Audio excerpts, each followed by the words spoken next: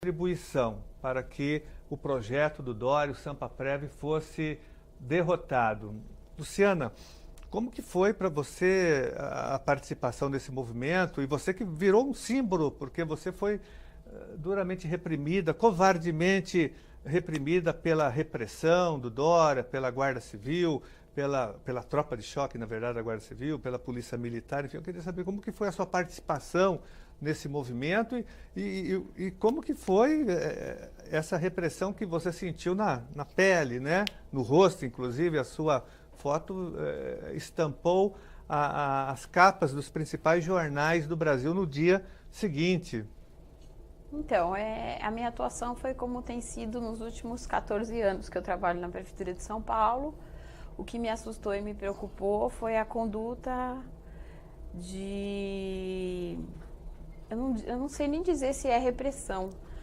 Uma conduta assustadora de não liberdade, é pior do que a repressão. Eu não consigo achar uma palavra que exprima o que eu senti.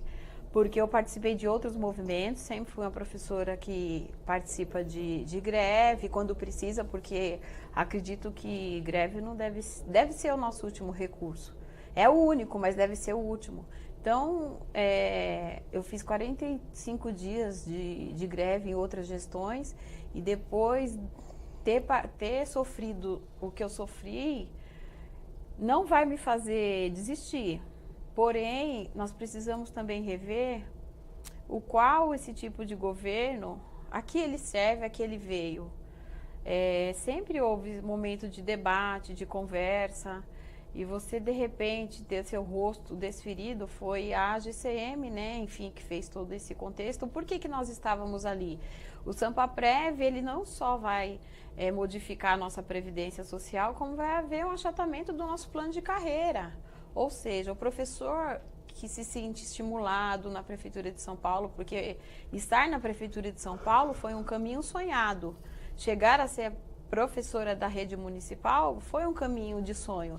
E aí a gente deixar que esse projeto seja aprovado sem luta não tem significância para um professor. O professor, ele precisa ser atuante politicamente, fora e dentro da escola. É do micro para o macro.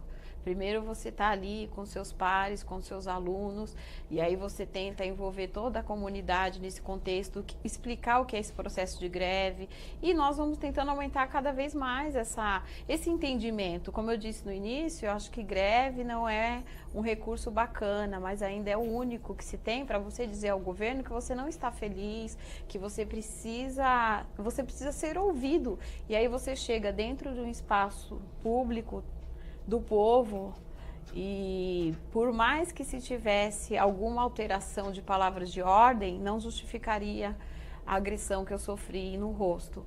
Eu poderia ter sido retirada daquele local se eu estivesse oferecendo risco ao patrimônio e contida, mas não foi isso que aconteceu. Eu estava lutando pelo que é meu, pelo que é nosso. Meu não, né? Nosso, porque a categoria do professor não vai ser a única a ser atingida.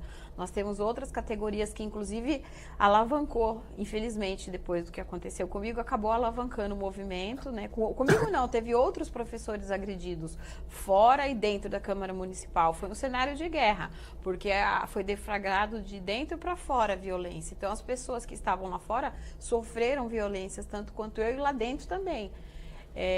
Não tem como você dizer que um governo que minimamente não consegue negociar com uma categoria que representa a base do país, como é que a gente vai dizer que um governo desse, agora saindo para estadual, quer dizer, a repressão vai aumentar?